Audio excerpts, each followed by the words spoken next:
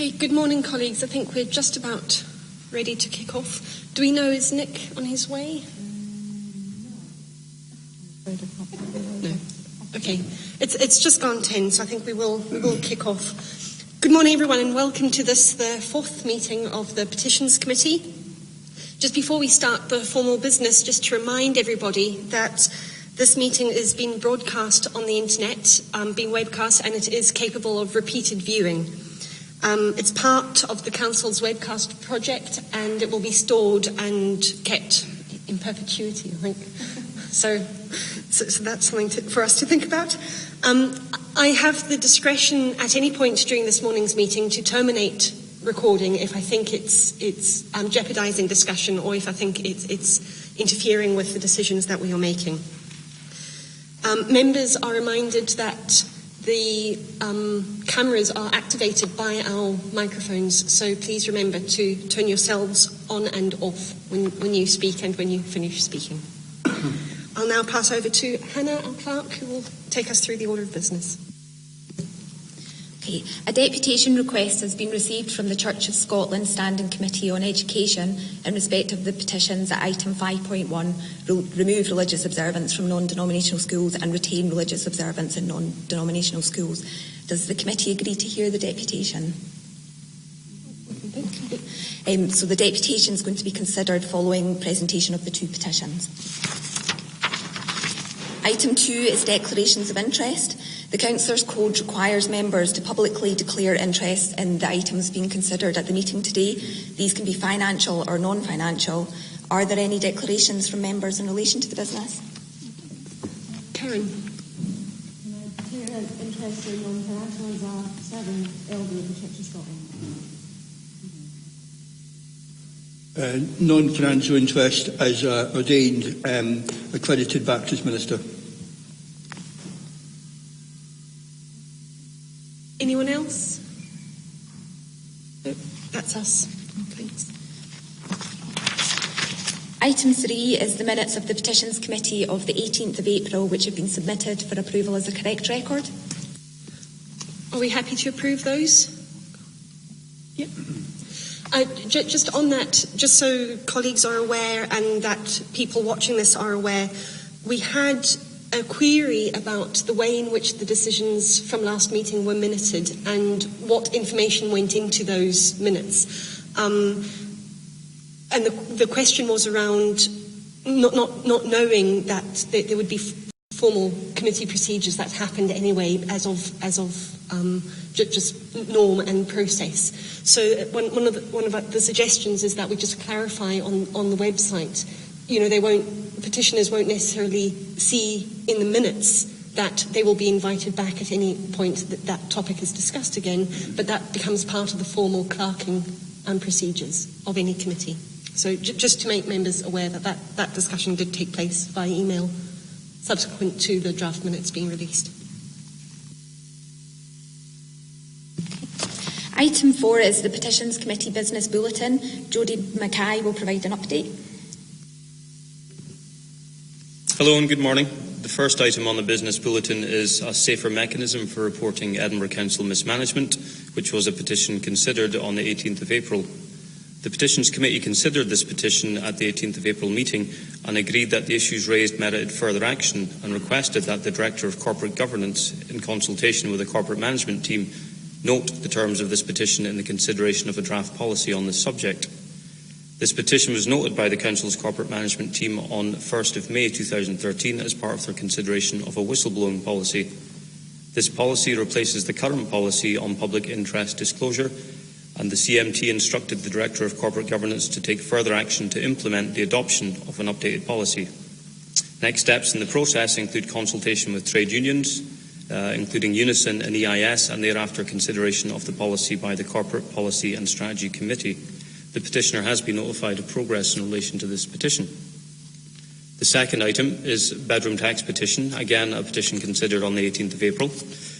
The committee agreed that the issues raised merited further action and agreed to refer this petition to the Health, Wellbeing and Housing Policy Development and Review Subcommittee for information.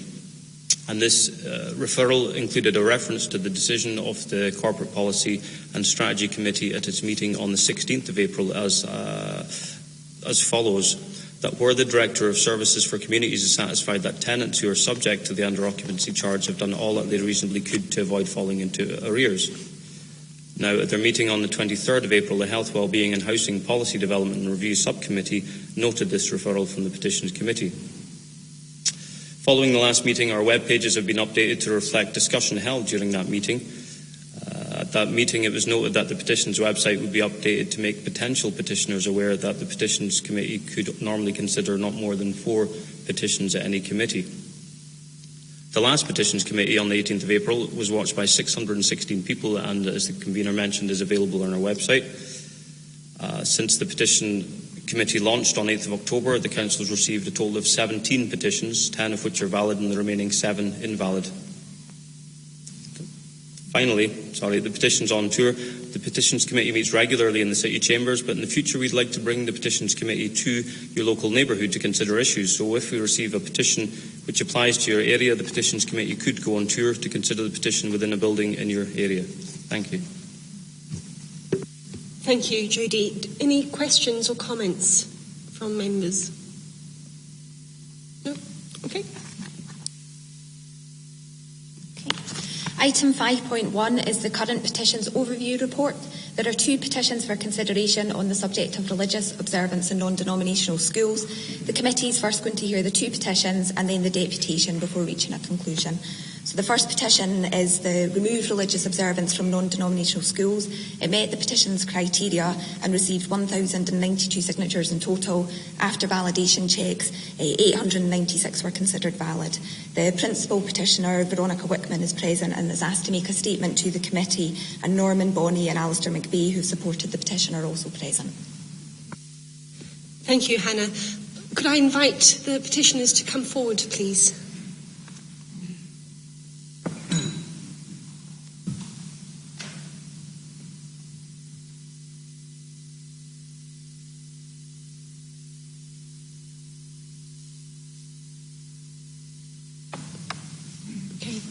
Good morning, all, and welcome to this. Firstly, can I just thank you for agreeing for your petition to be heard today rather than in April.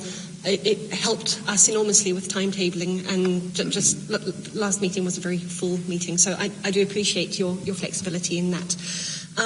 Our normal procedure is you have roughly 10 minutes to make your case, and then we can ask questions of you. We have council officials here this morning as well to provide information and to answer some of our questions and some of your questions as well. So you're free to ask questions of officials as well.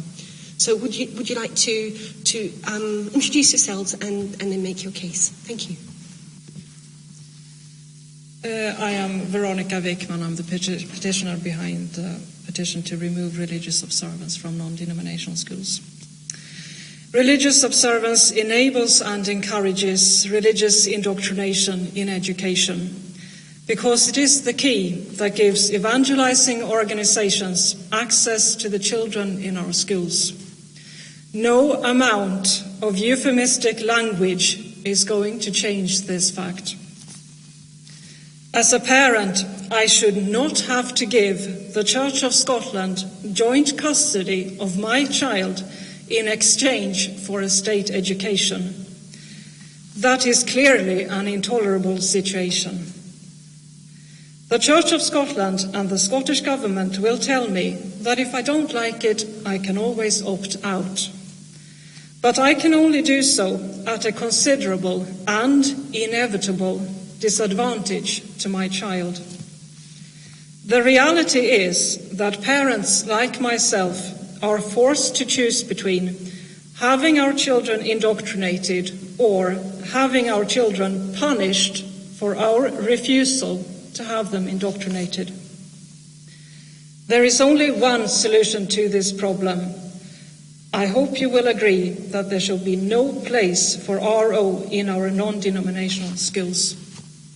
Thank you, and I will now hand over to Alistair McVeigh from the National Secular Society.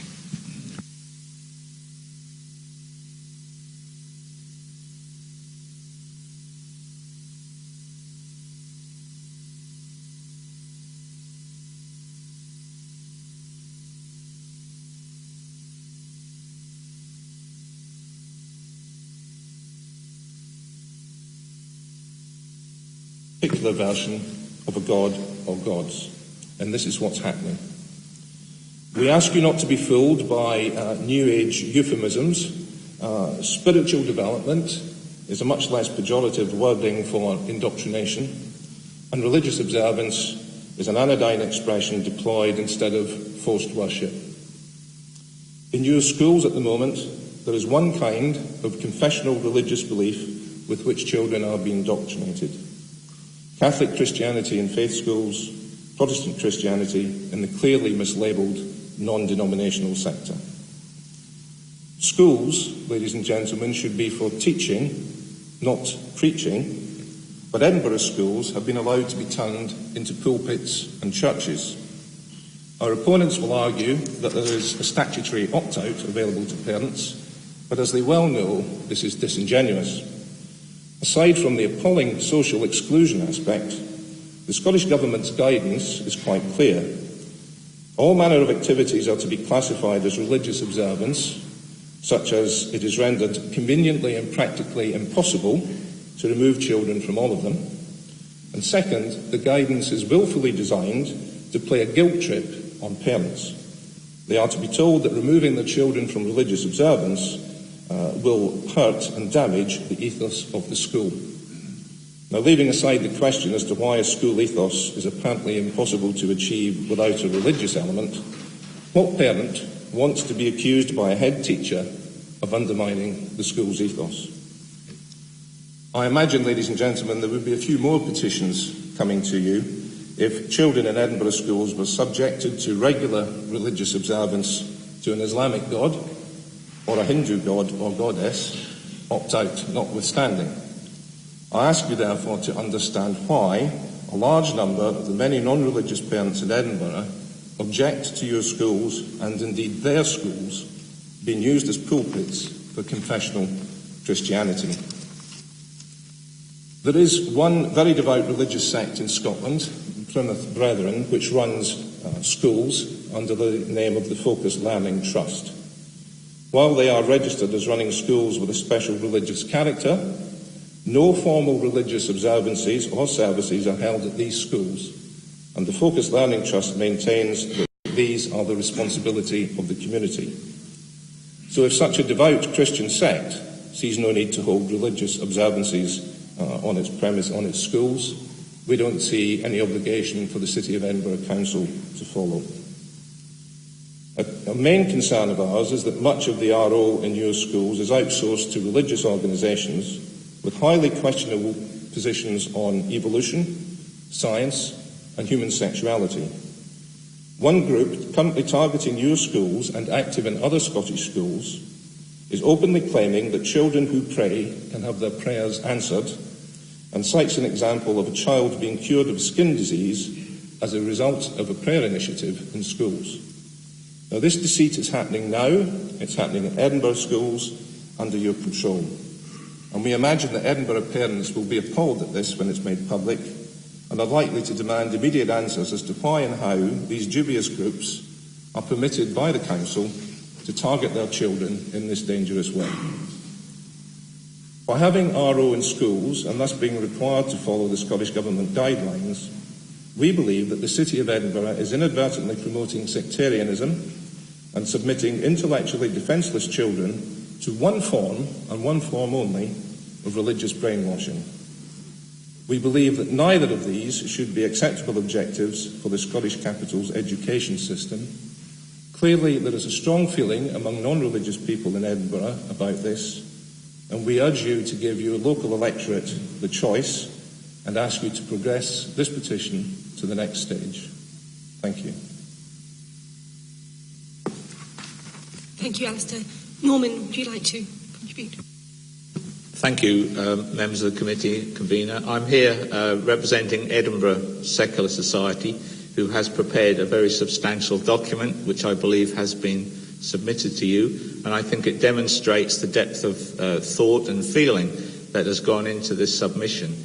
And I think the Edinburgh Secular Society, Ms Wikman, and the National Secular Society ought to be commended for raising issues for your consideration, which I'm afraid have generally been put under the carpet. I think we need frontally to confront some of the issues that have been raised in these submissions.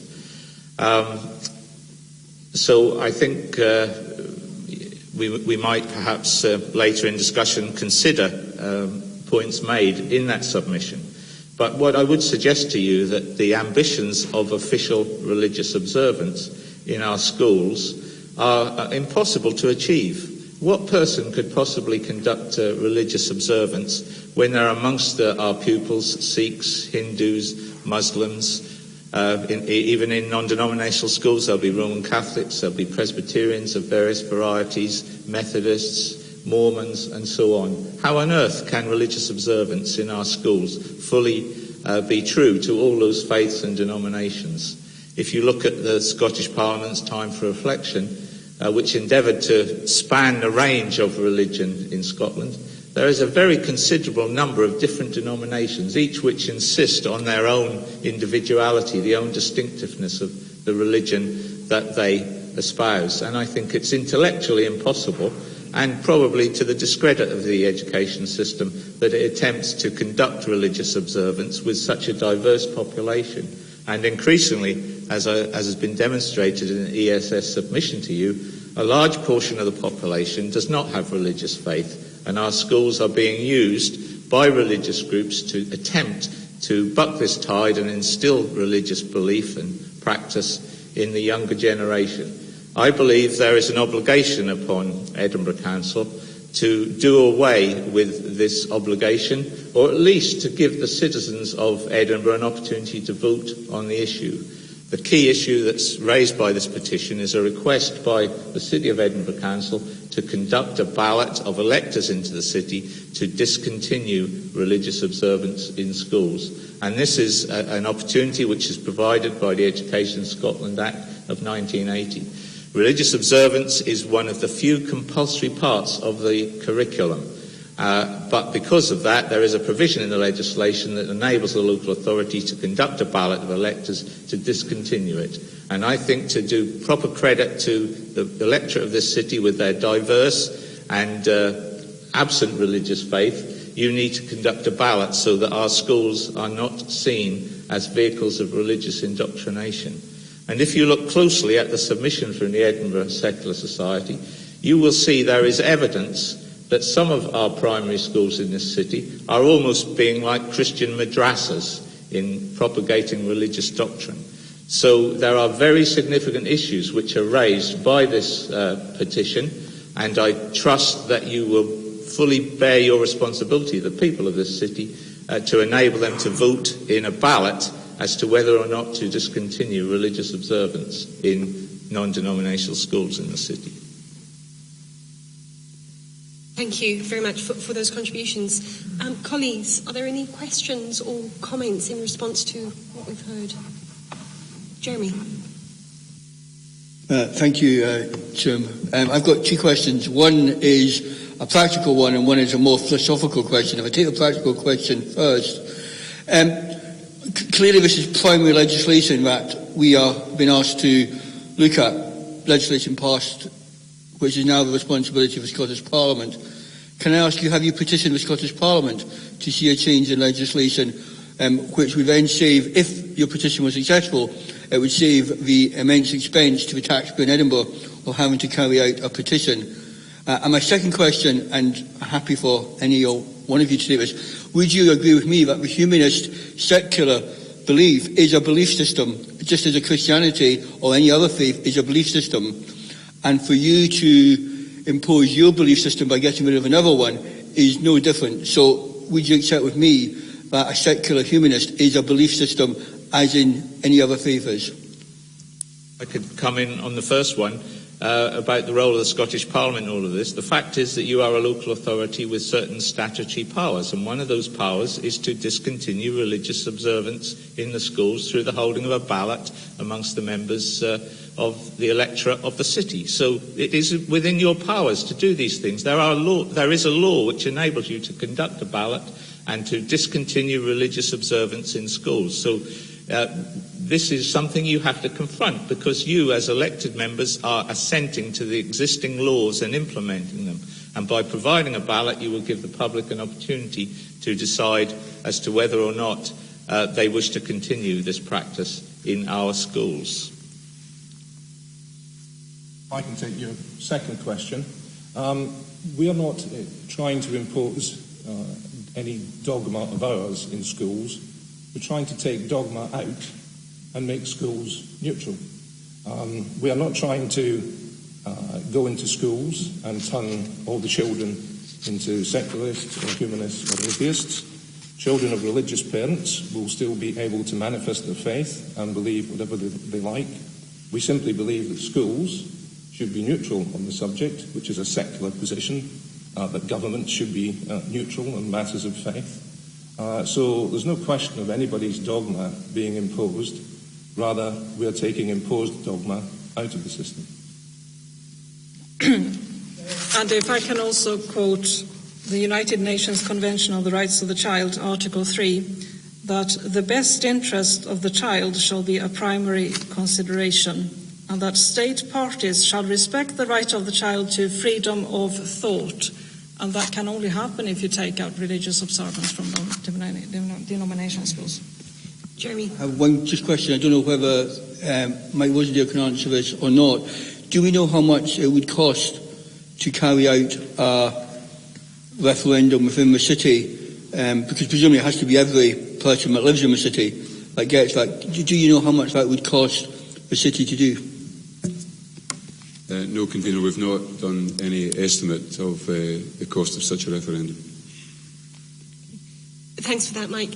I got Vicky, then Ian, then Paul. Thank you, Convener.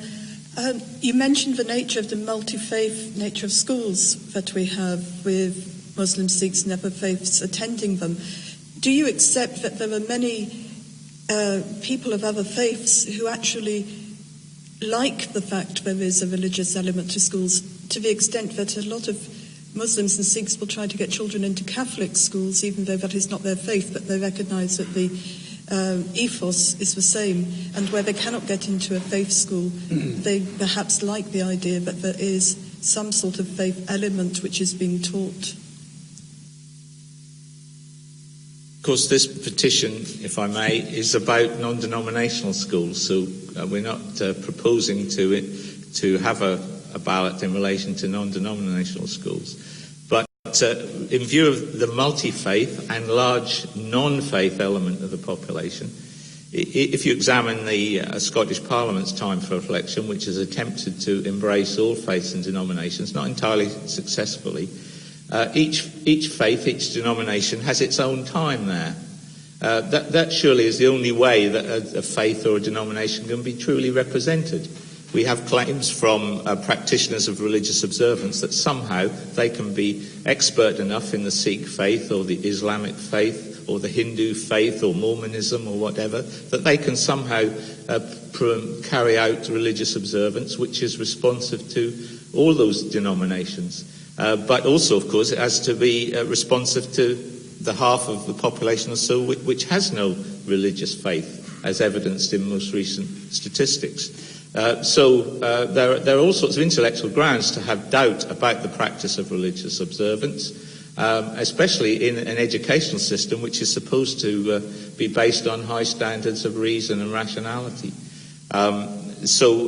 If parents want their children to have a religious influence in their life, well, they can go to their churches, their temples, their mosques, or whatever, where they can get the true representation of the faith and denomination that they have a commitment to. But I don't think it's possible for the public educational system to be properly responsive to all the diverse religious perspectives and the large element of the population with no faith beliefs in what they do in terms of religious observance. Okay, Ian. Thank you. So, two questions for the petitioners. The first is around whether or not what the basis for the petition is. I see a petition that's potentially being put forward by an interest group who have gathered the signatures amongst their supporters. I'd say that primarily because I've been a councillor for 18 years and I've never had anyone, an individual, approach me with a concern about this. So can you tell us what evidence you have that there is genuine concern amongst parents in the city over this issue?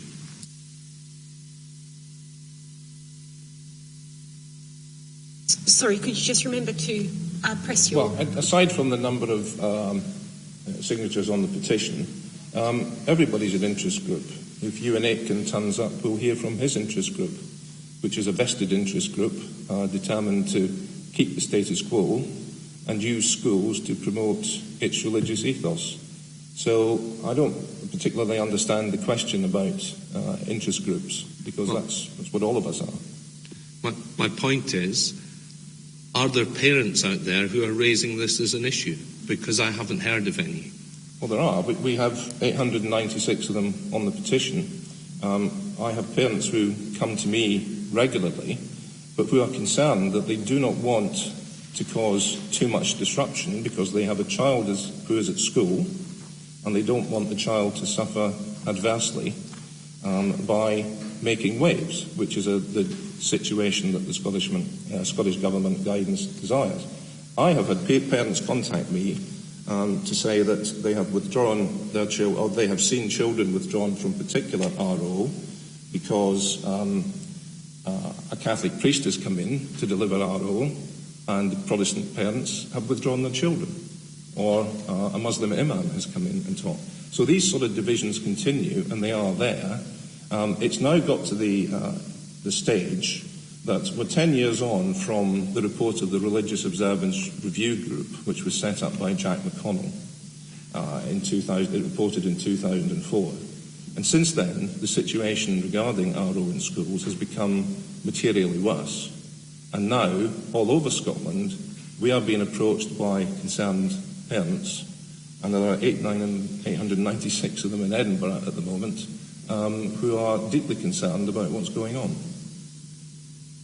Okay, I'm going to pass on, Convener. I mean, to me, 896 is a very much a minority of parents in Edinburgh, but let's move on.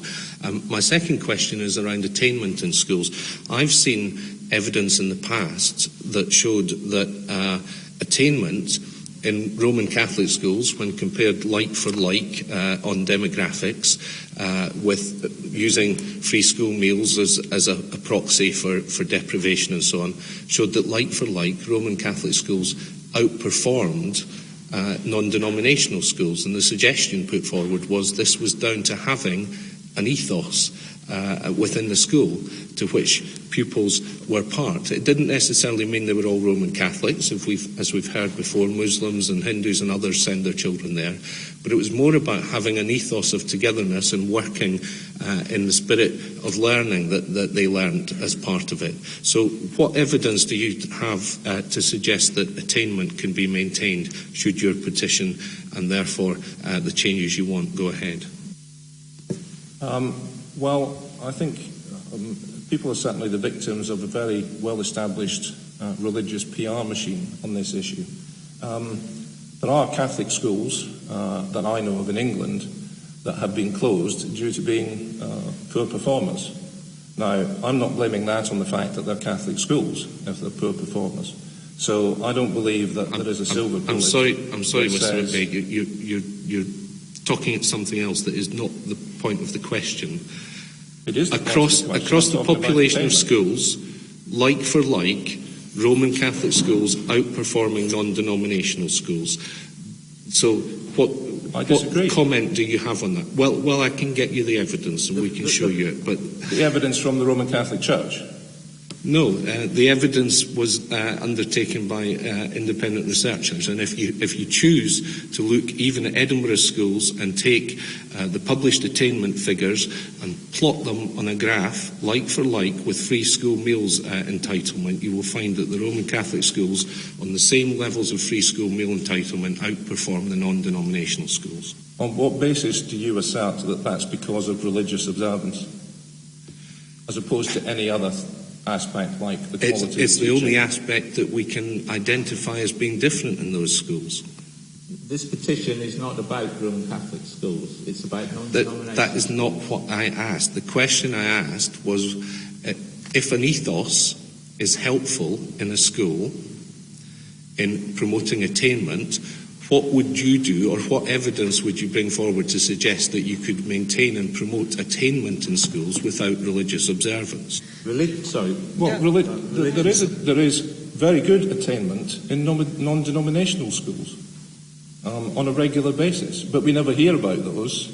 We only hear about the ones which are voted School of the Year or what have you, because if it happens to be a Roman Catholic school that year, the PR machine kicks in.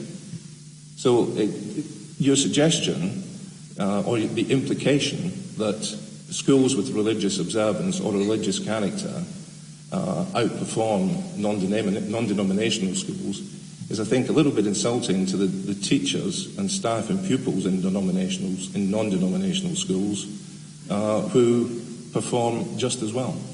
And can I also add, it's a little bit insulting to the countries of Sweden and France, for example, who are secular countries. They don't have religious observance in their schools, and they actually perform very well in education. And you don't need religion to promote the spirit in the school. You need a good leadership in that school. And on all sorts of projects, sport, for instance, could provide a way of producing a spirit in the school. You don't need religion. We don't have compulsory religious observance in our universities where we get good performance. Unfortunately, religious observance in our schools is there because there are religious interests that want to propagate their doctrines and influence young people. Okay, Paul, and then David.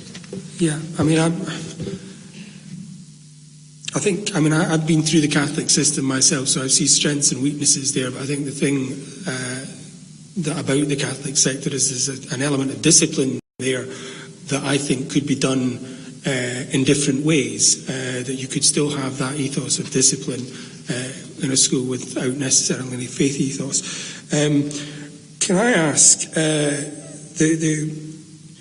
the French and the United States of America, they have a very clear separation of church and state, and that is their political tradition. In this country, that's not been the case, and in a sense, for me, it's kind of all or nothing. Either you have all faiths represented and none, or you have that clear separation of church and state, which is what they have in other countries. And in this country, we've had established religions, and that's morphed into multiculturalism and multi-religions being represented.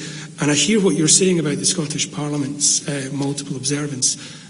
Do you really believe that the Scottish Parliament is any worse for having all faith communities coming in and reflecting in that Parliament? My second question is, who do you want to ballot? Is it every citizen, or is it every parent, or is it every potential parent or a child that's going to be coming into school, or is it the students themselves? And my third question is there going to be an unintended consequence if you abolish religious observance there, that one of the reasons the Catholic system was set up was a feeling that they were being particularly discriminated against up into the 1919s. Is there a potential that we abolish religious observance and then we end up with a very strong demand for new categories of faith schools?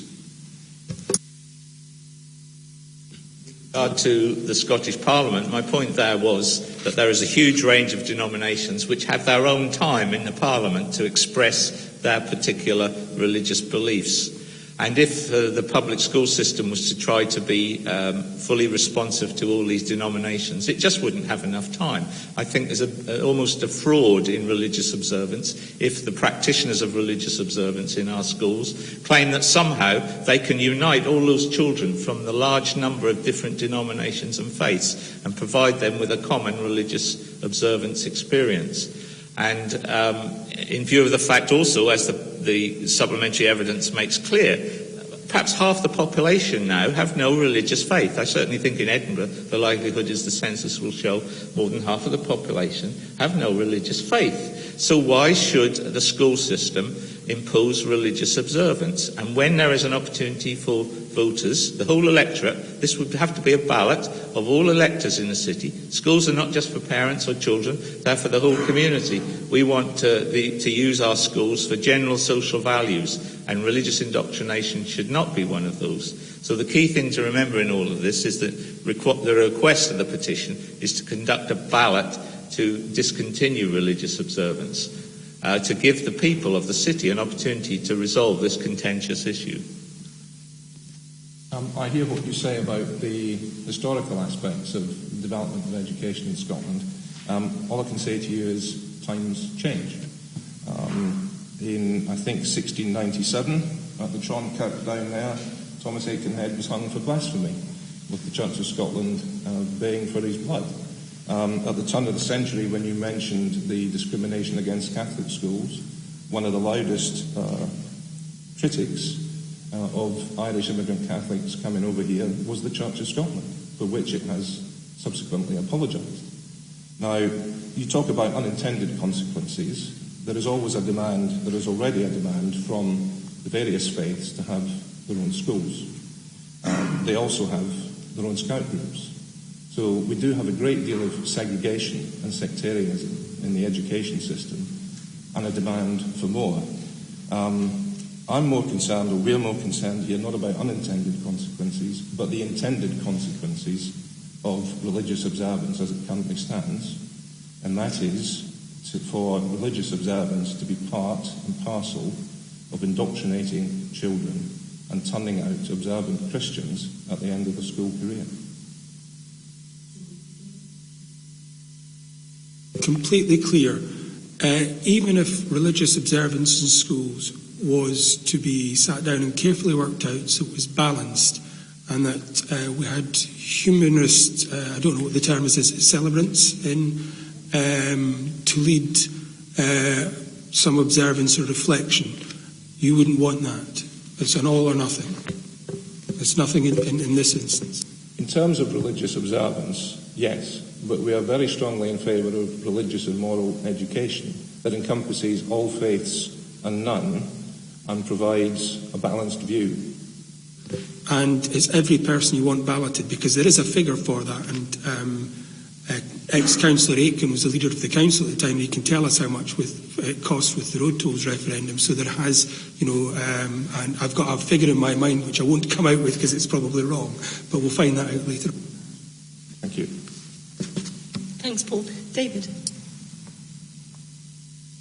Thanks, Gabby. My timing might be slightly wrong because I really want to ask the officers a question. Is it appropriate to do that now? Yes, of course. We've got Mike here to Thanks for coming with your petition this morning. Interesting stuff. I'm not a religious person at all. When I grew up, I did go to assembly every morning and we sang hymns and said prayers and stuff. In my last councillor's job, I was in North Lanarkshire, as part of the education committee there, I went to a number of denominational and non-denominational schools to attend assemblies, etc. And in my time there, I did not experience in a non-denominational school any religious experience at all. The assemblies were completely secular, if you like.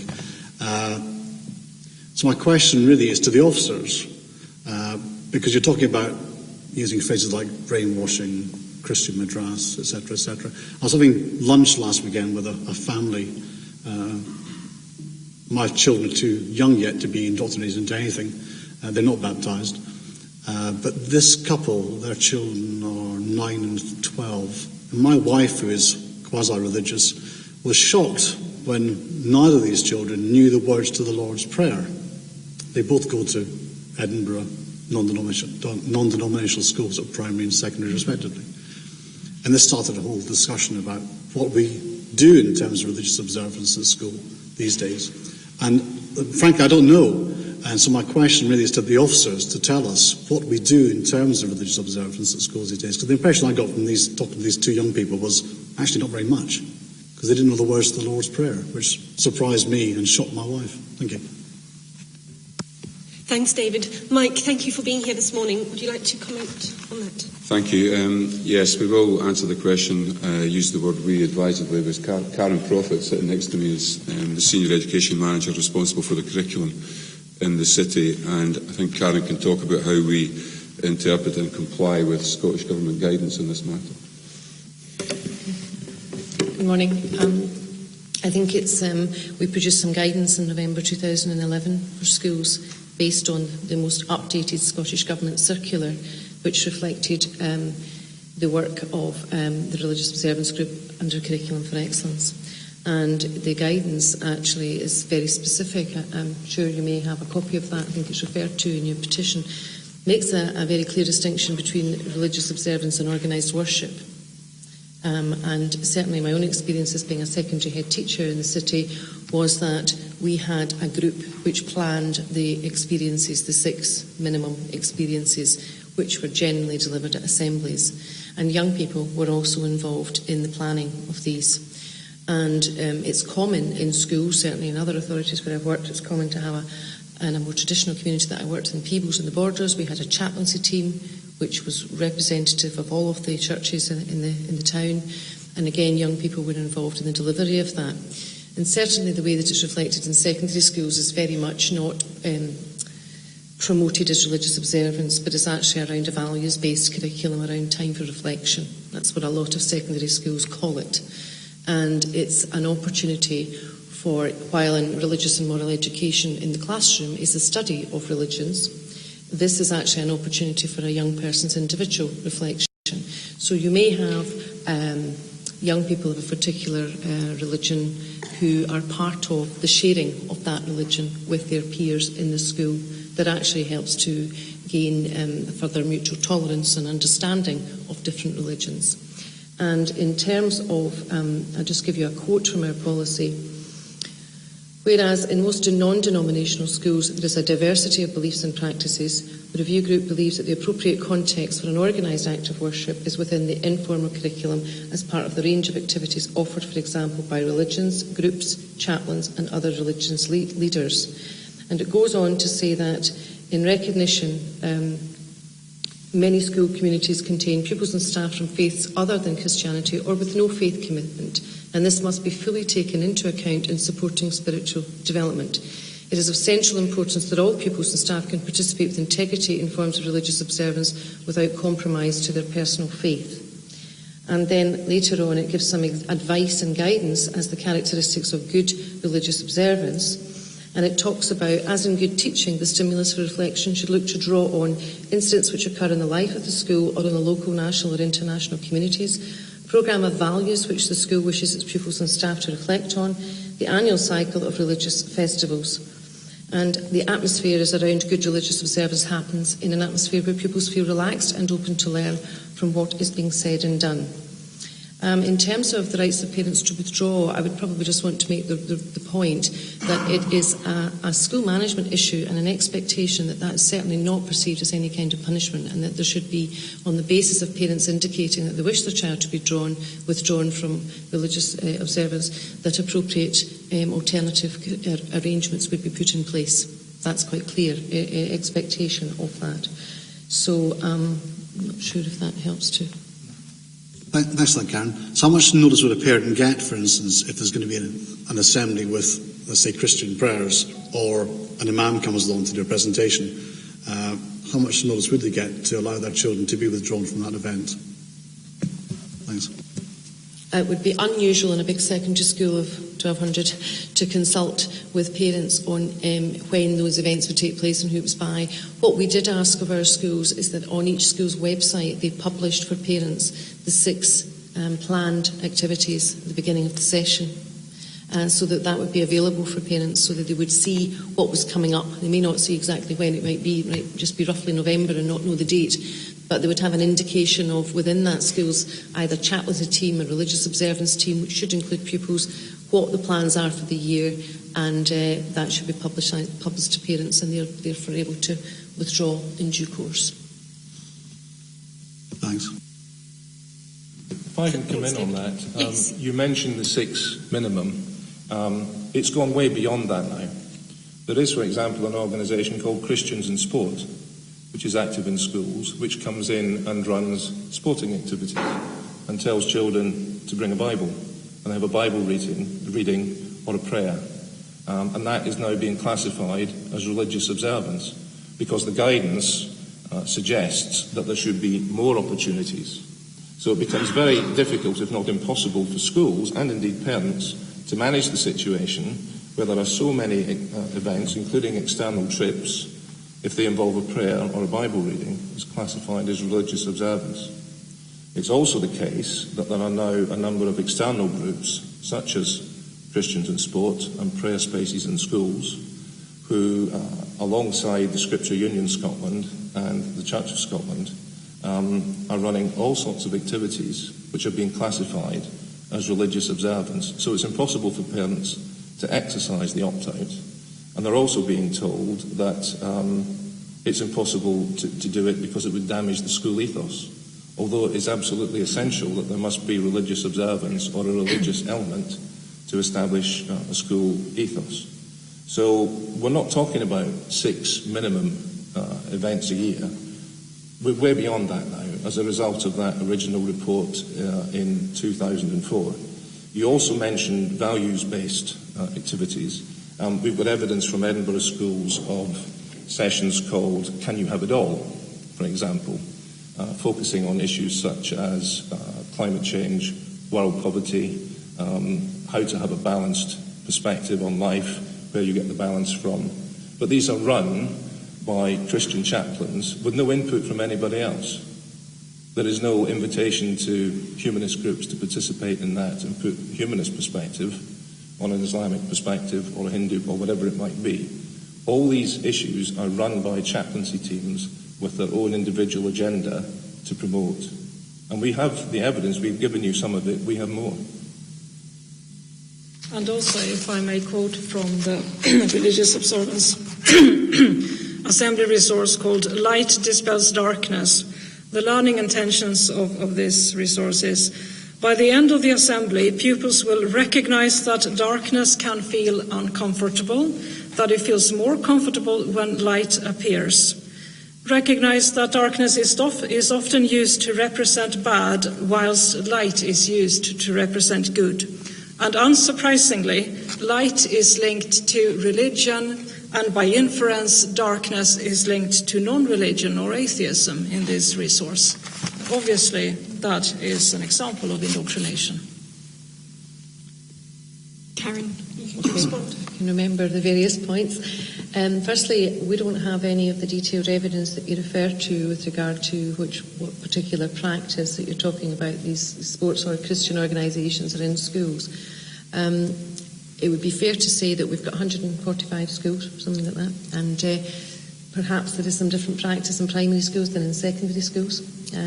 In terms of my colleagues recently in the secondary head teachers meeting, the vast majority of them call it time for reflection in the non-denominational schools and would have a very similar kind of input that I would have had at Perhill, which would have been very much a values-based approach with young people being involved and perhaps sharing some of the religious festivals that were happening which were important in their life. In terms of so I'm just saying I don't have any evidence of the particular schools. You haven't shared that with me about which particular schools these are, so I can't really comment, and nor do I know the extent to which you're suggesting that that's to some extent that is quite widespread in schools. I'm certainly not aware of that. I think it's a challenge as a head teacher to imbalance, of course, and make good judgments around the sensitivity of how you deliver religious observance in terms of the expectation placed on you as a head teacher through the legislation and through our policy, and how you manage that. And that's why within our policy guidance, it is actually very much the case that you would be able to determine your 6. That's why we're not planning it for them, because it's very important that they can put that into the local context. If you're at Drummond High School and you have high ethnicity and a number of different religions represented, perhaps more so than Balerno, then your context would be different in terms of how you may plan for your time for reflection sessions. So I think I would need to have more information in individual schools. And in terms of the resource to which you refer on this resource that you refer to, again, I think this is a resource which has been produced. It's not mandatory for schools. It's a resource for schools to use, and it's ratified and, of course, supported in terms of its Education Scotland materials. But religious observance is actually, this policy applies to primary schools as much as secondary schools, and therefore it's for them to determine at a local level what they use for religious observance. Well, what we're suggesting is we take that difficulty away from hard-pressed head teachers who no longer have to worry about achieving that balance, whether it's in a local context or otherwise, and that it doesn't stop parents who are religious engaging with their children together or independently in religious observance. They can go to churches, mosques, there can be other opportunities for them to do it. All we are saying is that in the context of schools are now being used very definitely for preaching and not for teaching, and the preaching has taken over. And I will happily provide you with evidence, some of which is publicly available on Edinburgh School websites, and some more from around Scotland, of these external groups that are involved, quite often now with the Church of Scotland's support and patronisation, and I'll happily produce a report and send it to you. Thank you. I've got a question from Vicky. Thank you, Convener. In fact, I think Karen has answered me in advance. I was interested in the external organisations visiting, and if we knew about them, it would perhaps be interesting to find out how many organisations are visiting and where they come from. But thank you for your answer, Karen. Jim. Thank you. I'd just like to say a few words in support of the petition. Really, I've found it quite interesting. It's actually not something I've ever reflected on since my own school days in the 1980s, where classes prayed together at primary school and at secondary school. And I found that at the time quite an uncomfortable experience. It created a barrier between me and my teacher, who was very religious. And it's not something, because your teacher is very important when you're especially a primary school child. And also there's barriers between me and some of my best friends who I found were not suddenly at the assembly because they were Catholic, in inverted commas, and they had to find something else to do. So from then on, there was a bit of a distinction between the ordinary Scottish pupil and the Catholic pupils, which I found quite uncomfortable at the time, actually. And it sort of, I think it maybe even inbuilt in me a little bit of a rebellion against the school for telling me how to think. And I think that's, from what I've heard, that can actually continue, because it does sound like if there's a consensus in the class, in the school, and the parents, that children will continue to pray together with the teacher. And I think that inevitably there may well be some children who don't feel comfortable with that but are unable to express it, or the parents will be unable to express their own reservations before such prayer takes place. And so I'm a little bit, I do think that the consensual model perhaps needs to be looked at, that there maybe should be, I would say, strict neutrality in schools, would be how I would see it. Thanks for that, Jim.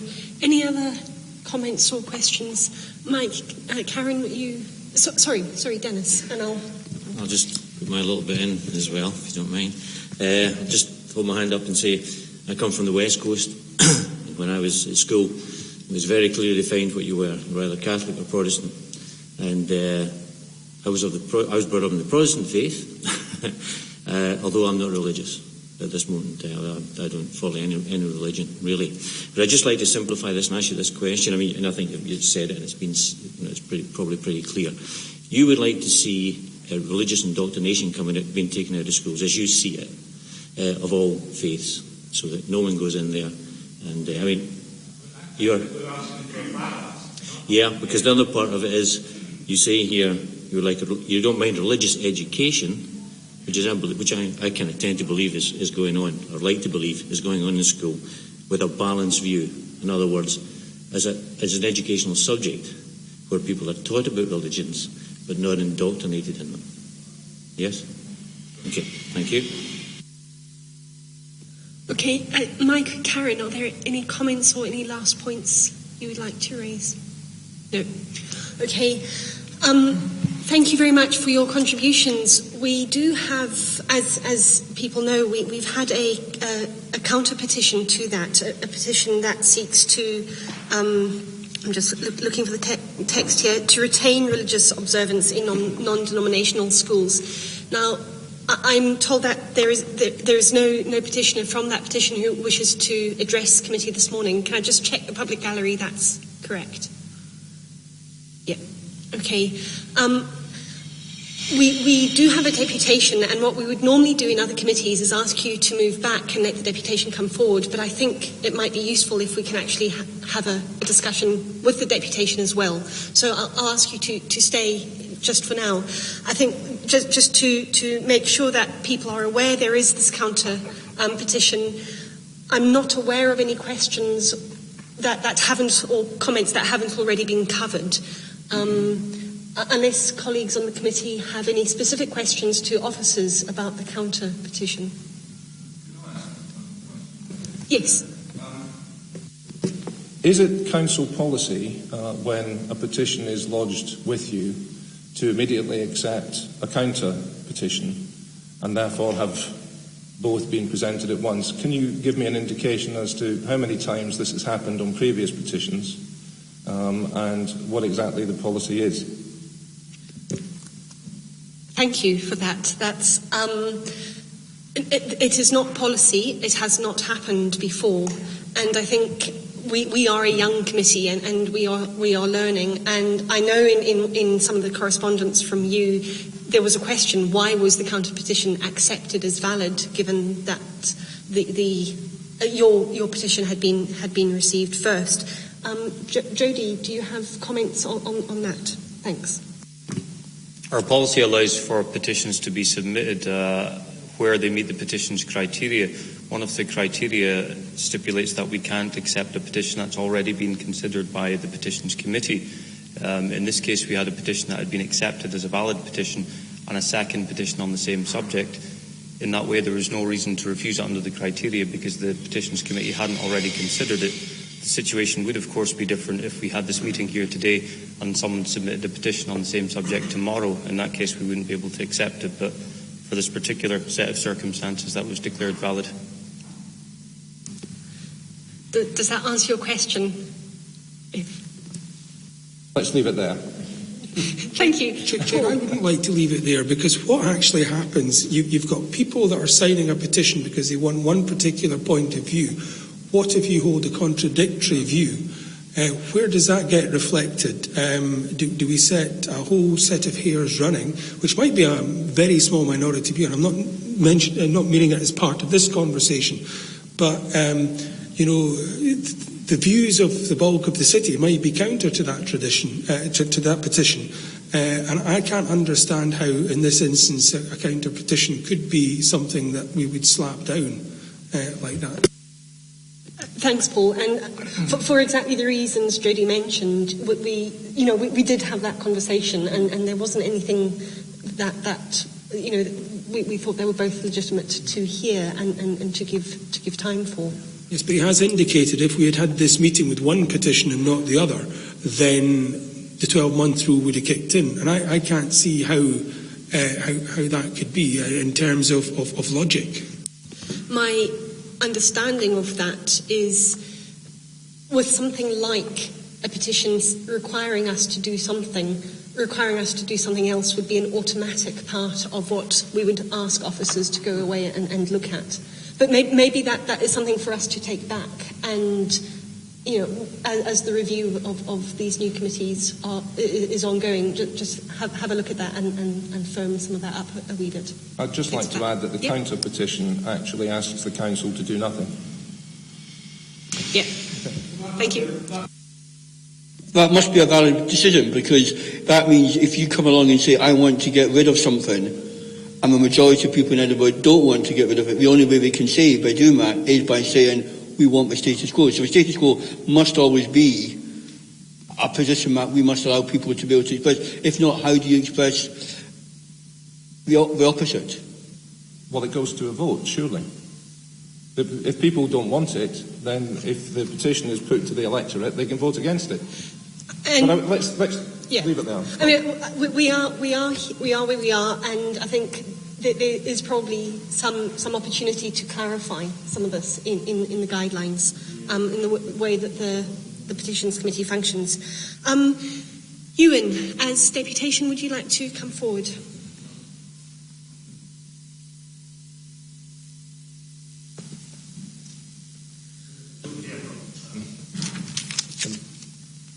things to circulate? Yes.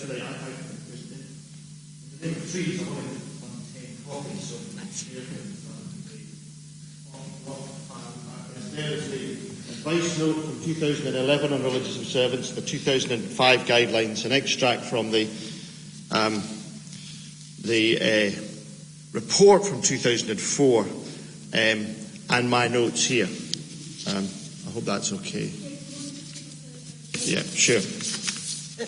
We'll just have a minute to circulate those.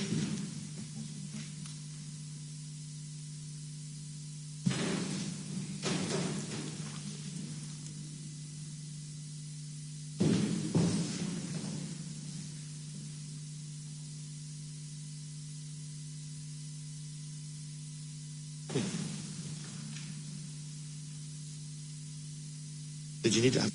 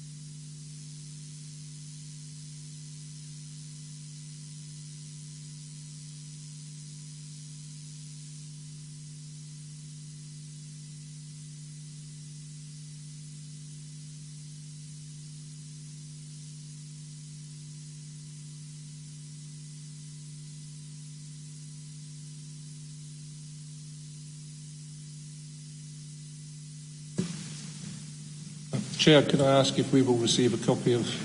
Thank you.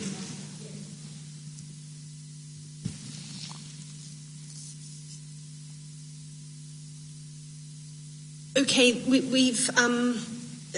I think hopefully we all have sight. There are 4 different documents. Some of them are quite lengthy. Can I ask you? Are you going to? Yes, I'm going to explain it. The two letters are background rather than for there, but it's to sort of show where we're coming from. Comes from. What I wanted to say first of all is I'm not here to support either petition or to oppose it, but actually or oppose either petition, but to suggest that rather than a kind of zero-sum game approach, which is what's been asked for by my colleagues here, is to say that there is another way of trying to find common ground in a diverse society. And that seems to me to be the approach that we need to take, rather than saying it's all or nothing one way or the other. And that's the driving force of the fundamental changes that have happened in religious observance since the report of 2004. Now, I have to say it is, in some senses, a bit bizarre being here again. It's a bit of a flashback, and for some of you, you're regretting you thought you'd go over having to listen to me in this chamber. But there you go.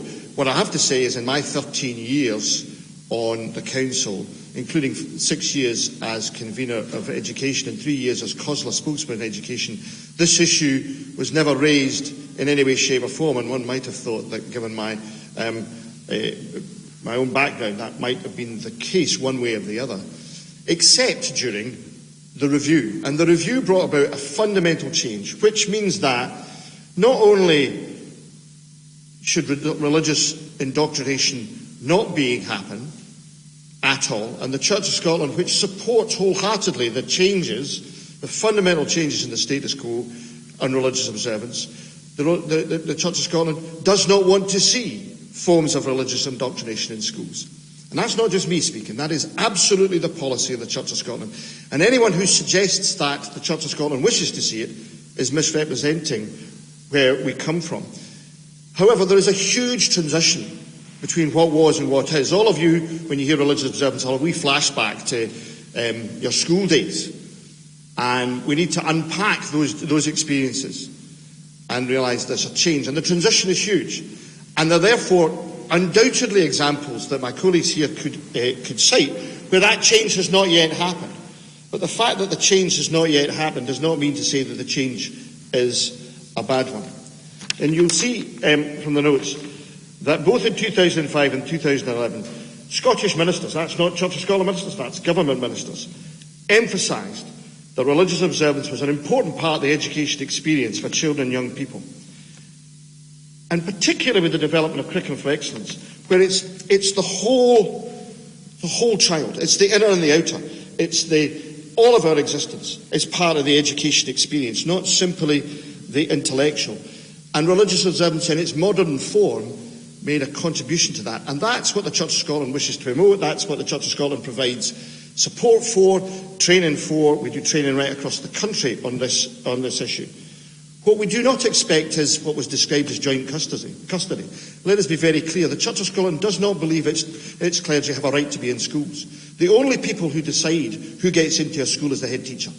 Absolutely. And the only person who decides who delivers religious observance in schools is the head teacher. There is not a right, and we tell again and again and again our clergy colleagues that is the case. If they can make a contribution because the head teacher thinks they can, then that's great. But if the head teacher thinks otherwise, then that's the head teacher's prerogative, and so it should be. So there is no suggestion that somehow we assume or want, in some senses, what was described as joint custody. If you'll see on the fourth slide here, there is that description of at least 6 opportunities for religious observance, in addition to traditional celebrations. So in other words, this is something very different. And it comes from that idea in the 2004 report. Those 6 events are defined as community acts which celebrate the shared values of the school community and promote spiritual development. And that is the common ground that we think we can understand the joy of our diverse society and our radically different views about who we are and how we are human, and the questions of divinity or no divinity and all those kinds of things. It's interesting, we talk about different countries' examples, and it's rightly been said, there's some countries that express their separation of church and state between two by removing anything of this. Another example would be Norway, with its 7 principles of education. The first principle in Norway is spiritual development.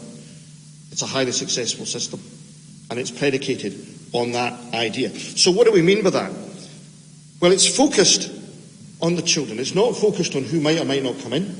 It's focused on that community. And was rightly said, each community is different. So you'll see this paper here, which talks about the acts of sensing, the description, the objective, the purpose of religious observance is to take young folk through these ideas of exploring the ideas of mystery. How do I deal with the mysterious things in life, the things I don't understand, the things that lots of people have different questions about or different answers about, and I wish to explore those for myself. Where do I get my values from? What do I mean by meaningfulness? How does my life become a meaningful existence? Not only in me, but in the quality of relationships I have with others and with the other, however that is described. But it is not articulated and should not be articulated through some kind of equalities paradigm. In other words, what you do is you bring in one of them and one of them and one of them and one of them to get balance.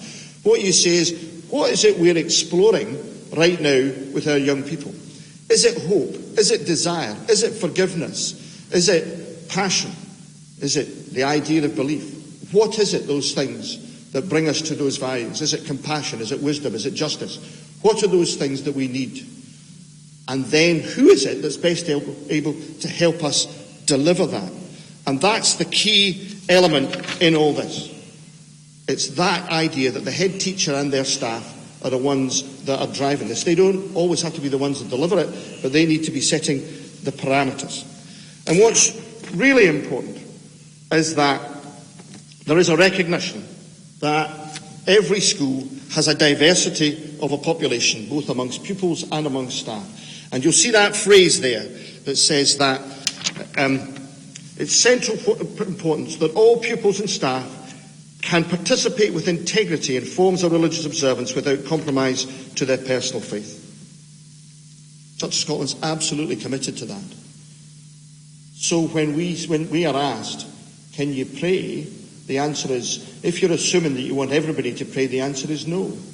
If you're saying, this is what I do, and I'm going to use it as an example, so that you might choose whether or not that's something you want to follow, then that's fine. That's a very different thing. This is about focusing on young people and their journey, not about saying we need to get one of them and one of them in some kind of equalities paradigm, which quite likely has been identified won't work. But all of education has to be about young people and their journey, not about others coming from the outside and saying, well, we'll get some kind of balance there. And that's recognised too, has been recognised that a lot of folk are shifting away from the language religious observance, which also, not only would the Church of Scotland support, but actually have positively promoted. Because we recognise that that language gets in the way of the purpose. And that's what we're about now. And so what we're suggesting is that not that you need to say either or now, but we need to look at what's happening, what training you might require, what development work can be done, and assess over a period of time where the implementation of the policy as has been written actually can have the kind of impact we're looking for. And I do this with local authorities right across the country. I've done it as far apart so far with Shetland and Orkney and the borders, and I've just agreed to do one stuff in Dumfries and Galloway. And we do it because we want this kind of opportunity at the heart of the education experience. It is not about the things that we are being suggested is on our agenda. It is about giving folk the tools of celebration of diversity and understanding of self in community. So how does that happen? Well, let me give you some examples. There's a school in Ayr with 17 pupils. It has a wood at the back. The young people have been given the task of finding a space within a space. There's a space they find, and they find their own space. And on a regular basis they're taken out and they're given a question to reflect on. Is it the idea of the universe, or what I mean by silence, or how am I still, or the idea of forgiveness? And in that context, they're able to do that. Now, I have to say, in the West Coast, where the kind of weather that's there, I don't know how often they go out there, but that's the plan. So you create a space that's radically different, and yet part of the school experience. In Westray School, they did a thing called a labyrinth. A labyrinth of change. Now, the labyrinth comes from the Notre Dame Cathedral of those who couldn't go on a pilgrimage. But it's not a religious, in terms of a confessional idea. The labyrinth was created by the young people at the side of the school. And there were points of pause creating it. Points of pause about what it means to campaign for amnesty. Points of pause to say, how do I cope with somebody who's different? Points of pause to think about, how do I, in my life, bring about peace? All those things, and guided reflections. And you'll see in the last thing, that's what happens. There's a stimulus and a reflection, and then a response. Wood Farm School in East Renfrewshire, where they took a room, and they call it windows on, is their phrase, windows on, and it was windows on respect.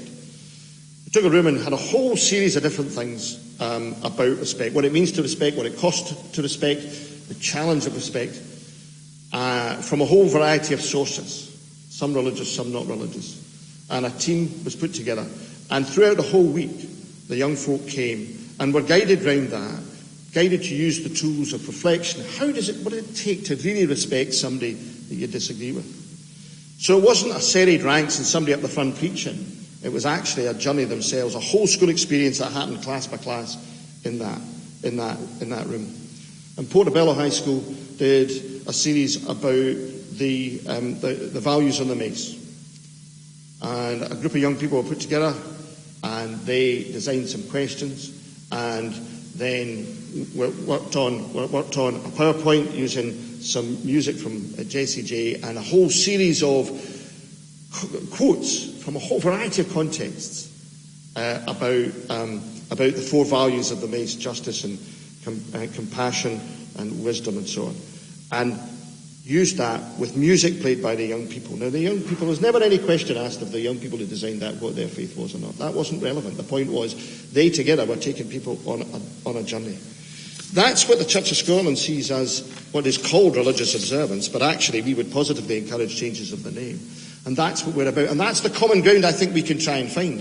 And frankly, I think that would be a much more constructive use of our time than creating, as I say, something that would be about a zero-sum game that won't actually really bring this city or this community that we're all here to serve together. Thank you, Ewan. If I can just give an indication, I'll take questions from committee members to Ewan first, and then if the petitioners would like to have ask any questions, if we can keep those questions to sort of points for information rather than reiterating points that we have already made, because I think we've had a reasonably good discussion about this so far. But are there any questions from colleagues for Ewan just now?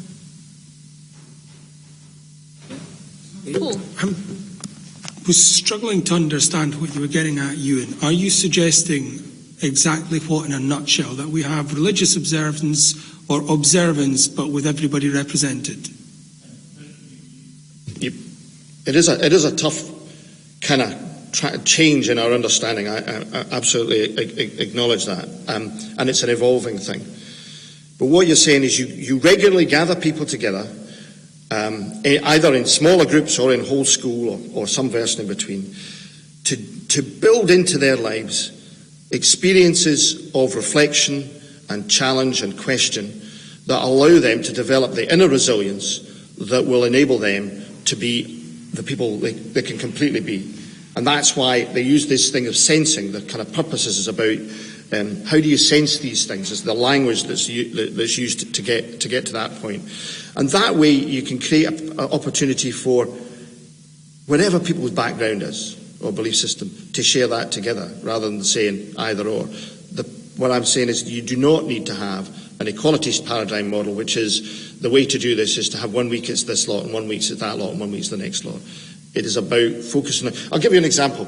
A head teacher in Eastern Bartonshire who comes from a school of real socioeconomic challenge, after doing the course, we had a conversation and he said, I realise what I need to do is not say I need one of these and one of these, but say what do my kids need? My kids need resilience. That's what they need.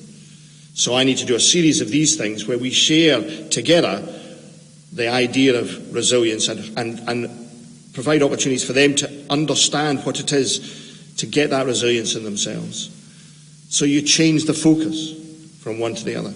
It is a huge change in the way we do things, but we're in 21st century Scotland, and so we should be changing. But they could get resilience from doing outward bound. Absolutely, and there is a school in the Western Isles who take their third years as part of the religious observance and put them for a whole day on an uninhabited island. Apparently that's quite popular. We manage that with Cammond Island quite frequently. But my point is, what you've got here is a structure for doing that deliberately, as opposed to saying, well, that would be a nice idea, but we'll maybe fit it in. What we're saying is it's fundamental to the education experience and a method of doing that, but it is a different way of approaching it. What it shouldn't be, and I absolutely recognise, is wheeling on the chaplain to give a rerun of the children's address. That won't work. What will work is being deliberate about recognising that this is a key part of the whole education experience and the self-discovery that's the heart of education. Yes, the Lord moves in mysterious ways when it comes to flash mobs. Indeed. Any other questions from councillors, colleagues? Okay, petitioners. Veronica. Religious observance means that groups with vested interests will be allowed access to intellectually defenceless children. Evangelizing is a central idea in most religions, and certainly in Christianity there is the call to convert the heathen, as it were. So religious indoctrination is inevitable. You also talk about diversity, but this kind of diversity that you refer to is found not far from here. We actually just have to go down to Usher Hall and see it in action. There you can see in a symphony orchestra, there's plenty of diversity there. You've got all sorts of instruments. You've got trumpets, violins, cellos, oboes, and so on. But I'll tell you this, nobody's going to hear the triangle when the trumpets are playing, or the violins, or the cellos, and so on. So it is inevitable that the loudest voice will be heard, and only the loudest voice. I'd just like to add to that bizarrely, I agree in many respects with Mr. Aitken. about shared human values, because the values he's described are human values. They're not exclusive to religion or religious people. And it's right that schools should address those. But they don't need to be encased in religious observance or spiritual development or walking with people on their spiritual journey, because we know what the ultimate outcome is intended with that. It's just a different way with different words to achieve the same objective. If indeed there is a school on the Western Isles that does outward bound and strands people on an island, and similar thing has been done with my children, why does that have to be called religious observance, which is what Ewan said? So I agree with him on the shared values aspect, but none of this needs to be done within the context of our role. Now, if I could just pick up on this issue, the one issue that he seemed to emphasise, which was the issue of respect, and how pupils grow and respect each other and respect different views and different opinions. When I read the statements of Cardinal O'Brien and the Catholic Church on gay people and same-sex marriage in the past year, and some of the statements by Church of Scotland clergy, and some of the statements by imams and what have you, if these people have access to children in our schools, I would be very, very worried indeed about the sort of respect for people and diversity that's been instilled in our pupils. Thank you. I don't think the members of this committee could have been encouraged in their understanding and appreciation of what may pass for religious observance in the schools of this city from the contribution we've just heard from a minister of the Church of Scotland. Firstly, for instance, the regulations governing religious observance in schools, they are guidance. They don't have to be followed by local authorities. Guidance from the Scottish Government. And they made mention, actually the accompanying statement from Scottish ministers in 2011 made reference to time for reflection in the Scottish Parliament as a model for religious observance in schools. Now, that follows precisely the sort of approach that's been rejected by the Reverend Aitken. It gives time for different denominations, roughly in proportion to their support in the population, to give their individual point of view to the Scottish Parliament. Now, Reverend Aitken is rejecting entirely what he called the equality approach for some sort of airy-fairy mishmash, to be fair to what he's saying. I don't think that was a very sound philosophical defence of what may pass for religious observance in our schools. And I must say I'm even more concerned now, having heard his presentation, because the Church of Scotland does exercise considerable influence. It can't be ignored, even though the latest information is only 22% of the population actually identify with the Church of Scotland. So I'm even more worried now, having heard that presentation about religious observance in city schools. And I think members of this committee must probably also be a bit concerned after what they've heard. And I think the general public, having heard all this, will be more concerned. And there are fundamental issues that need confronting about religious observance in our city schools. And I think the only way they can be resolved is by giving the public an opportunity to vote in an election to discontinue a religious observance. So can I realise that you don't want to get this into a ding-dong, but I do need to respond to some of that. It's quite clearly to me that my colleagues here are choosing, or otherwise, not to listen, because they choose to continue to portray both myself and the people I represent in a manner that I've made quite clear is not the case. We absolutely understand that those values are not exclusive to religion, which is why we have encouraged the change in the way we do this in schools to be as inclusive as possible. In fact, as I think was indicated earlier by one of the committee, the approach they're taking would have the consequence of an exclusive approach. In other words, saying there is no such thing as spiritual development in young people, and that schools have no responsibility for that. That would be the consequence of doing what they are saying, should that election go ahead in the manner they describe. The guidance does refer to time for reflection, but it does so as an example of a different name, not saying that you should do it like the Scottish Parliament. The training that we have done over the last 2-3 years, which has required us as an organisation to radically shift our approach, and I'm glad we have, has been met with very positive responses from schools because we actually have given them tools to work with. And I can give you evidence, if you so require, to that being the case. But the most important thing is that we need to listen to each other and not assume that how we see the other person is actually how they are. Thanks, Ewan. Jeremy. I'm sorry to bring back bad memories to you, but if I can take you back to the referendum that you did on the charging, can you remember, because I'm afraid Paul and I can't remember, how much that was, and presumably with inflation the cost would be higher, but what was the cost to the taxpayer for that referendum? In 2004, so sadly, Paul, I wasn't the leader then. It wasn't my fault. Well, it was actually, because we were still part of the administration. But it was, I don't remember the exact figure, but it was many millions of pounds. I mean, I think it was 10 or 12 is what I remember, but please don't quote me on it. But it is a figure of that order, is the figure that I do remember. Okay, any last comments from colleagues? Okay. We make a final Yes. comment. Yes. If I go. Yeah. One of the words that keeps cropping up is inclusivity. And it's yet another one of those words that is bandied about, but when you actually examine it more closely, it's not the case. I'm constantly informed that Catholic schools, for example, are inclusive, yet they have deliberate policies to exclude certain people, including staff and teachers. And it's interesting this week that in Ireland, a Catholic School Teaching Association has called for an end to discrimination in the recruitment of teachers on religious grounds, which it says is outmoded. But in the same breath, it will say its religious practices are inclusive. We have the Scouts at the moment, a Christian organisation reviewing its promise to include non-believers, but still claiming at the moment that although it excludes non-believers, it's inclusive.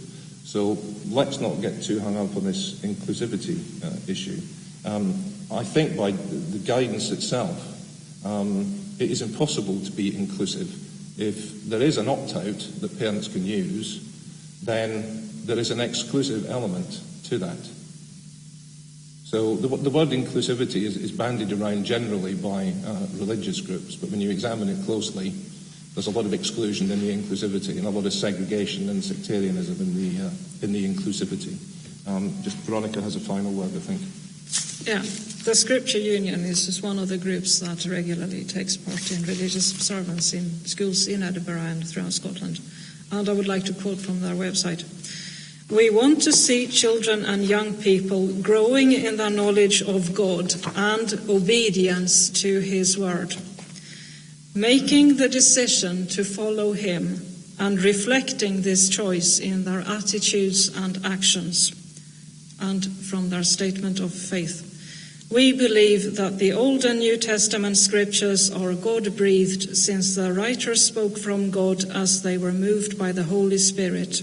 Hence are fully trustworthy in all that they affirm and are our highest authority for faith and life. And I have to say, I don't think there is any place in the education system to promote this sort of sentiments. Thank you, Veronica. Ewan, do you have final? I want to emphasise that I'm here on behalf of the Church to try and find common ground amongst a wonderfully diverse city. I do think that's a better approach. It will mean that there'll be places of disagreement, but if you learn how to disagree, you do so in a way that's respectful, as opposed to saying, well, we have to decide who's right and who's wrong. The suggestion is it's impossible to be inclusive. If by inclusive you mean everybody has to agree, that's probably true. But the Western Isles, once they did the policy that you described for their authority, sent it out to every parent, having redefined the policy under the new regulations. That has reduced opt-outs in the Western Isles, which is a whole lot more diverse than many of you might think. And also, I have to say, there are groups there who you might presume would want it to be the traditional way, but actually in the new way, they've reduced opt-outs to less than 0.1 of 1% as a result of developing this policy by communicating with parents. Wood Farm School, which I referred to earlier, when they redefined the policy, sent it out to every parent and have reduced opt-outs to nil. That's a school with a 25% Muslim population. It is possible, if you're prepared to work at it and recognise beyond what you assume about the person, to find common ground, to do something quite special for education. And I'd encourage you to think about that. Thank you all for your contributions this morning. I know it's quite a wide-ranging and for some very, very sensitive topic, so thank you for the manner in which you have made your contributions this morning as well. I would ask the deputation and petitioners to move back to the public gallery, and the committee will continue our discussion on this. As you are moving back, I would just like to remind myself, as much as anybody else,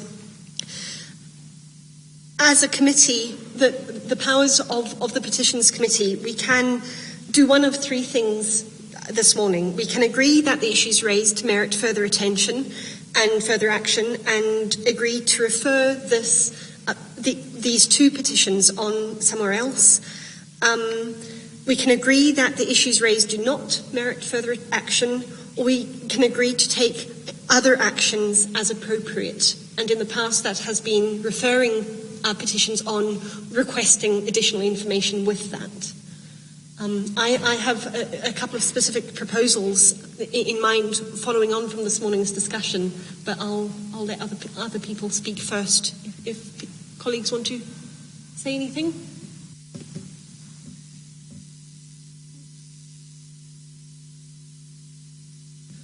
Okay, thanks, Jeremy.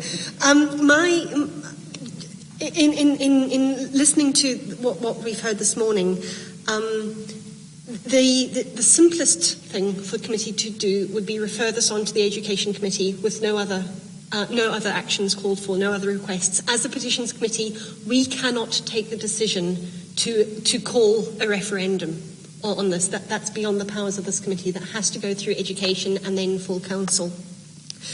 I would suggest that we do that, but we also ask for additional information to go to that committee. That information to include some estimates around what the costs of such a referendum might entail, and then some of the information that we were actually talking about this morning. What is actually currently happening in Edinburgh schools? What practices currently pass for religious observance? How is the policy being implemented across all of our schools? And I appreciate that's a significant body of work for Mike and his team. What training our head teachers and other staff currently receive in relation to this, and then ask Education Committee to take on the balance of all of that information to discuss the two petitions.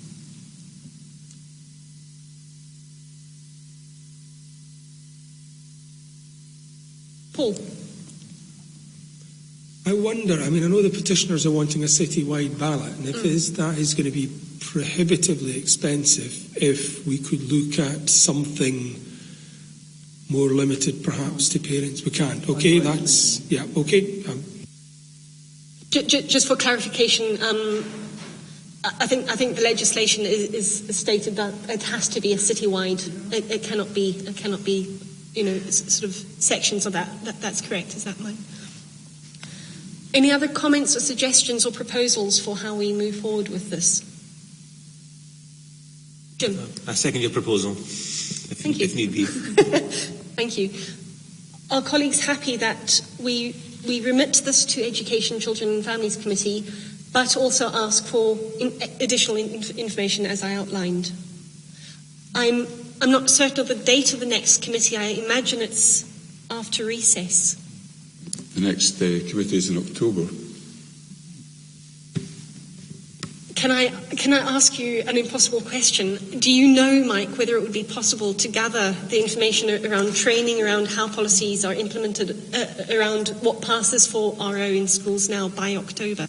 It may be difficult given that the summer break is almost here for the schools, and much of the information that you're requesting would need to be the subject of conversations with head teachers and staff in schools.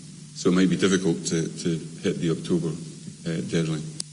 Okay, I think given that, and I appreciate we're heading into summer now, we won't require it to be October, but if it could be the October meeting, that would be good. We would also welcome. I think part of that needs also to be a further conversation with the petitioners, with the organisations and the body of evidence that they have presented, and similarly with you and other interested parties. For example, the counter-petitioners who were not represented this morning. So there's one very small point, Convener, just to emphasise. One thing that really interests me, I suppose, from this morning. At the last Education Committee, we had a discussion about commercial organisations potentially influencing through leaflet drops, etc., parents and school children. And we asked for some more detail on that happening. And to a certain extent, what the petitioners are talking about there, about the sport for schools thing and then a bit of football and coming up a quick prayer class afterwards, I find slightly unsettling. So what I would like is some detail on organisations like that who have access to our schools and children, and really a list of who they are, who's allowed this to happen, and to have a quick overview of what we are allowing in schools along those lines, because I don't believe that should be happening. Thanks for that, David. I think that's a useful specification in the information that we ask for. Are colleagues content with that as a way forward? Just to ask the petitioners, are you clear? You know what will happen now? But both yours and the counter petition will be going to Education Committee. You will be informed as to when that will happen, and Hannah will keep you updated with progress in the interim as well. It may be the October meeting, but it's probably more likely to be December at this stage. Okay. But if you have any questions on the process between now and then, please do get in touch with us. Okay. Thank you. Thank you all for your contributions. Thank you, Mike, for your assistance with that. Okay, if we can move on with our agenda. Hannah. Okay. That takes us to item 5.2, which is the invalid and unsuccessful petitions overview report. Since the last meeting, we've had 2 invalid petitions, and 2 petitions have closed as they didn't receive the minimum number of signatures required by the closing date. There are currently no active petitions open for signatures on the Council website. So the first petition the committee is asked to know is the petition East Craigs Primary School Catchment Area. It was invalid in terms of paragraph 2.2 of the petition's criteria, as it's a matter that is within the scope of the current approved work plan of a committee. Noted? Noted. Okay. The committee is asked to note that the petition Save the House concerts at number 42 Royal Park Terrace was invalid in terms of paragraph 2.1 of the petition's criteria, as it relates to planning matters where there are already procedures in place to consider objections and appeals against decisions. Are you happy with that? Noted. Yep. Okay. The committee is asked to note that the petition Dog Control on Shared Paths closed for signatures on the Council website on the 1st of May 2013. The petition received 112 signatures. Noted. And finally, the committee is asked to note that the petition Closure of Holyrood Park to through traffic closed for signatures on the Council website on the 10th of May 2013. This petition received 171 signatures. Are you happy to note those? Okay. Just so people are aware, the petitioners of those last 2 petitions that didn't meet the 500 threshold, we have in the past extended the deadline for signatures, and if either of those petitioners came back to us and said, could we reopen it, we would consider that. Okay. Item 5.3. Convener, the second of those petitions around Holyrood Park. Yes. But My understanding is that Holyrood Park being a royal park, the roads through there are a matter for others, for Scottish Government and one of its departments. So is it invalid because the Council has no powers? Thanks for that, Ian. It was considered valid, even though I think it's Historic Scotland who control the roads. There would be things that the council could do at either end on council property to restrict access. But I think it's the petition at the moment has closed, and we haven't taken forward any of those investigations. Item 5.3 is Crackdown on Legal Loan Sharks feasibility study. It's a report by the Director of Services for Communities. The recommendation is on page 2 and also page 8 of the report. Thanks, Hannah. And we have Colin Baxter and Jim Hunter here to talk to this. Would you like to just say a few words about it, and then if we have any questions or comments? Thank you, Jim. Thank you, Convener. I shall try to be succinct. The report is the response to the decision at the April Committee to look at the feasibility of the petitioner's suggestions. There were 5 in total. The report outlines what can be done. I'll briefly go through them. In terms of the financial literacy campaign, it suggested that, in fact, is a good thing and is entirely feasible. I think it's probably worth highlighting that the Council's debt advice services are dealing with payday loan debts of around 84,000 in the last year, which is up from 5,500 the year before. That might be equivalent to 1,500% APR, which is alleged to be similar to some of the rates being charged by these companies. Similarly, in respect of the working with the credit unions, this is work that has taken place before and has been a good response from the Capital Credit Union to promoting alternatives to these payday loan companies. On the matter of rejecting planning applications, that's not feasible. The planning system has to be reasonable and shouldn't be used to deal with matters which are covered by other statutes, in this case the Consumer Credit Act, which regulates these companies. The 4th item on blocking access to payday loan company websites, again, is entirely feasible and can be done. There are certain types of websites that are already blocked from council computers. The one thing to note in respect of this is that not just elected members would have to be continued to be given access, but trading standards officers who undertake a regulatory function in that regard would continue to need access in terms of following up their own inquiries, but clearly that's not a difficulty. And similarly with the libraries, it's entirely at the discretion of the council what they wish to be able people to access.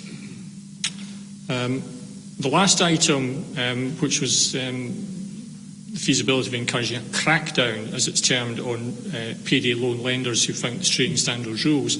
There are some issues with that. Nationally, the OFT is undertaking its own actions, and I'm advised that it wouldn't be appropriate to cross over with what they are currently doing. There's also a secondary issue in that either council officers would have to give their own private details because verification is required of people who are making inquiries. And if they didn't want to do that and went down the road of using, how can I put it, fictitious persona, that actually creates some difficulty to the council in respect of other legislation because, in effect, that becomes covert surveillance. So it's not recommended that is indeed done. As regards the financial literacy campaign, there may well be some costs associated with that, and not least for that reason it's recommended that the report be forwarded to Policy and Strategy for further consideration. Thank you, Jim. That was a useful overview of the report. Any questions for Jim or Colin on this? Not a question, Convener, just a point of some administration, really. It just seems to me a real waste of officers' time to be sitting here for 2 hours in expectation of the end slot. And I was wondering if there's any way we can perhaps look at that on a case-by-case basis as meetings go on, how we might better organise the officer's presence, if at all required, or just take a report in a written sense. Thanks. Thanks for that, David. Yes, I was thinking exactly the same thing. And I think whilst we appreciate, Jim and Colin, your presence, I understand, you sat here through a debate you weren't part of. Any questions or comments on the report? Are we happy to take it as read? And it will be referred to Corporate Policy and Strategy. Members will have received an email from the Principal Petitioner on the 31st of May with a letter and one additional piece of information, and I suggest we pass that on as an appendix to this report. Are colleagues happy with that? Convener, there's a couple of other things that would be helpful to pass on to Corporate Policy and Strategy. I think for me, one is in supporting trade and credit unions, it mentions Lothian Region started the Capital Credit Union. That is the case, and the Capital Credit Union and other credit unions have had considerable financial support from this and its predecessor councils for set-up, so it's not as if action hasn't been taken on this in the past, so it might be worth highlighting that in the report that goes forward so that people can get a view of what's already been done. Similarly, I know there have been previous financial literacy campaigns, and I know that we're putting money into that through other issues in the council. So it's maybe worth highlighting work that's been done on that. I know some years ago there was work done to try to promote financial literacy in young people, for instance, and some of our schools do that already. So it's maybe worth highlighting that in comparison with the likely costs of carrying out further work. And the final thing, I note the bit about cracking down. I'm not sure what the petitioner is trying to get at here, because there is a UK-wide licensing system.